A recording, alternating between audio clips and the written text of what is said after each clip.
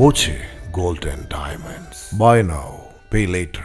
SNDP taluk യൂണിയനിൽ 27 കോടി രൂപ ബാങ്ക് വായ്പ നൽകിയതിൽ ഓഫീസ് സെക്രട്ടറിക്കെതിരെ താലൂക്ക് യൂണിയൻ സെക്രട്ടറി പോലീസിൽ പരാതി നൽകി.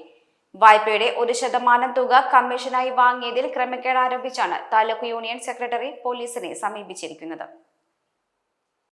SNDP ഒറ്റപ്പാലം താലൂക്ക് യൂണിയന്റെ കീഴിൽ 104 ചെറുകിട വനിതാ യൂണിറ്റുകൾക്ക് ബാങ്കുകൾ വഴി നൽകിയ വായ്പയിലാണ് പരാതി ഉയർന്നിരിക്കുന്നത്. 27 കോടി രൂപ ഒറ്റപ്പാലത്തെ ബാങ്ക് വായ്പ നൽകിയിട്ടുണ്ട്. വായ്പയെടുക്കുന്ന യൂണിറ്റുകൾ 1% തുക താലൂക്ക് യൂണിയന് നൽകിയതുമായി ബന്ധപ്പെട്ടാണ് പരാതി. ഇത്തരത്തിൽ നൽകിയ 28 ലക്ഷം രൂപ യൂണിയൻ ബോർഡ് അംഗവും ഓഫീസ് സെക്രട്ടറിയുമായിരുന്നയാൾ അനധികൃതമായി സ്വന്തം ആവശ്യത്തിന് ഉപയോഗിച്ചെന്നതും താലൂക്ക് യൂണിയൻ സെക്രട്ടറി പോലീസിന് നൽകിയ പരാതിയിൽ പറയുന്നു. മാത്രമല്ല, താലൂക്ക് യൂണിയൻ മുൻ പ്രസിഡന്റിന്റെ പേരിൽ വ്യാജരേഖയും സീലുമുണ്ടാക്കി ബാങ്കിനെയും പറ്റിച്ചു എന്നതും പരാതിയിലുണ്ട്. ഷൊർണൂർ പരുത്തിപ്പറയിൽ 86 അംഗങ്ങളുള്ള വനിതകൾക്ക് 23 യൂണിറ്റുകളുണ്ടാക്കി. SNDP അംഗങ്ങളല്ലാത്തവർക്ക് വായ്പ നൽകി. താലൂക്ക് യൂണിയനിൽ ഇല്ലാത്ത ജില്ലയ്ക്ക് പുറത്തുള്ളവർക്ക് വായ്പ നൽകി.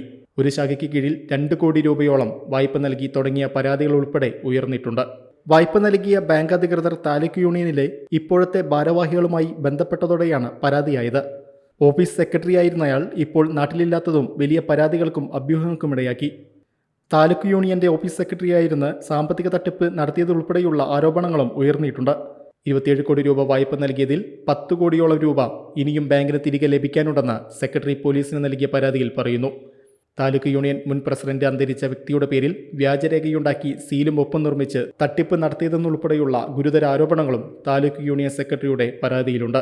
അതേസമയം പിരിച്ചെടുത്ത തുകയെല്ലാം യൂണിയന് കണക്കുകൾ സഹിതം നൽകിയിട്ടുണ്ടെന്നാണ് വിദേശത്തുള്ള ഓഫീസ് സെക്രട്ടറിയുടെ വിശദീകരണം.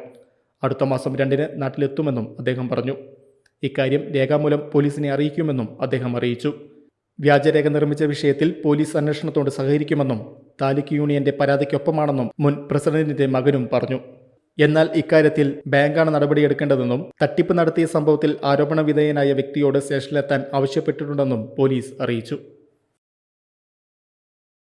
Time kids pre school, Mannannur road, Vaniyamkulam. .View news. കാഴ്ചകളാണ് ലോകം, കണ്ടു തുടങ്ങുക.